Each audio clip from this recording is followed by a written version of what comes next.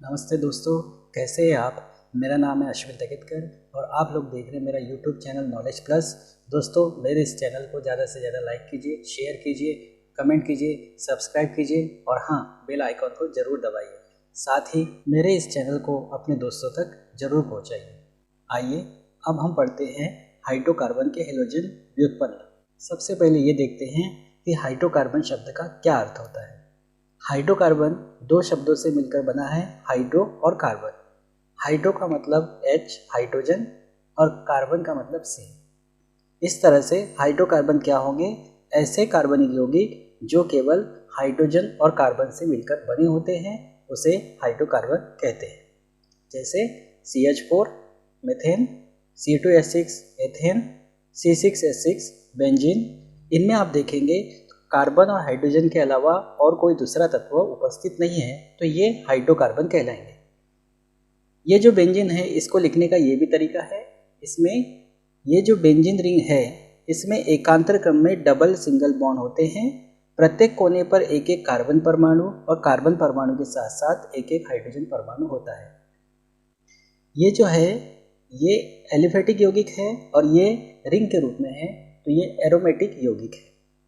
अब हम समझते हैं हेलोजन। हेलोजन क्या है? हेलोजन समूह 17 के तत्व है। समूह 17 में कौन कौन से तत्व होते हैं? Fluorine, chlorine, bromine, iodine, एस्टेटिन। ये रेडियोधर्मी तत्व है। रेडियोधर्मी तत्व होने के कारण हम इसको हेलोजन नहीं मानते। तो हमारे पास क्या क्या बचा? Fluorine, chlorine, bromine, iodine.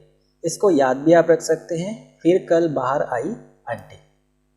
ये समूह 17 के तत्व है, इनको हेलोजन कहते हैं। अब इनको हेलोजन क्यों कहते हैं? हेलोजन शब्द की जो उत्पत्ति है वो ग्रीक भाषा के शब्द हेलास से हुई है, जिसका अर्थ होता है समुद्री लवण बनाने वाले। क्योंकि ये जो चार तत्व है ये समुद्र में लवण के रूप में पाए जाते हैं और लवण के रूप में पाए जाने के कारण हम इनको कहते हैं हेलोजन।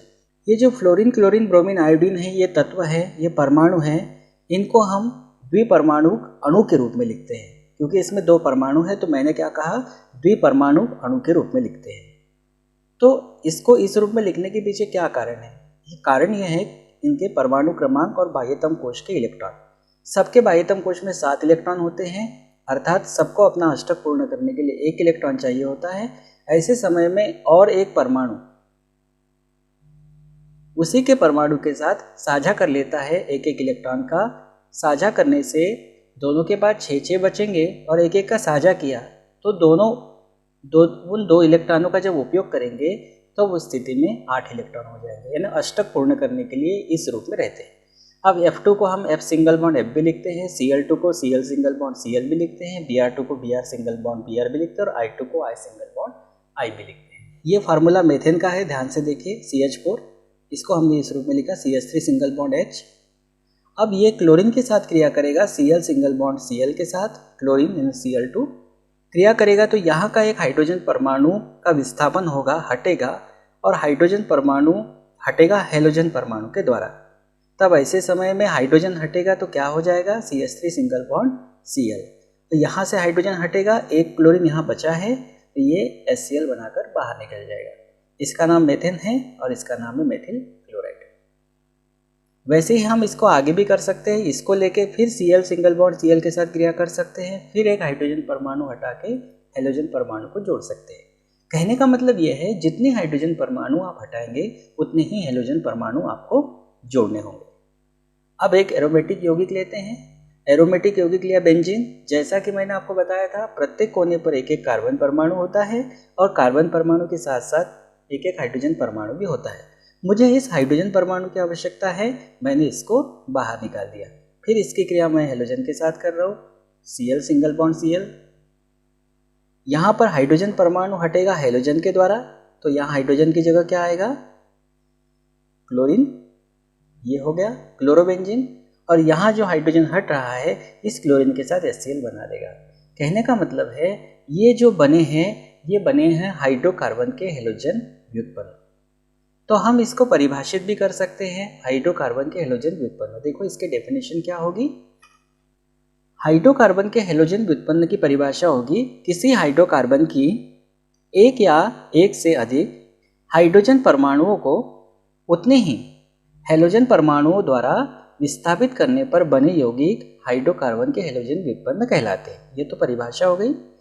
अब हाइड्रोकार्बन की प्रकृति के अनुसार ये मुख्यतः दो प्रकार के होते हैं, एक एलिफेटिक हैलोजन व्युत्पन्न और दूसरा एरोमेटिक हैलोजन व्युत्पन्न। बहुत से हैलोजन युक्त कार्बनिक यौगिक प्रकृति में पाए जाते हैं तथा इनमें से कुछ औषधियों में उपयोगी होते हैं। उदाहरण के तौर पर मृदा जीवों द्वारा बनाई गई क्लोरीन युक्त एंटीबायोटिक क्लोरोमाइसिटिन या क्लोरोएम्फेनिकॉल टाइफाइड ज्वर के लिए बहुत प्रभावी होती है।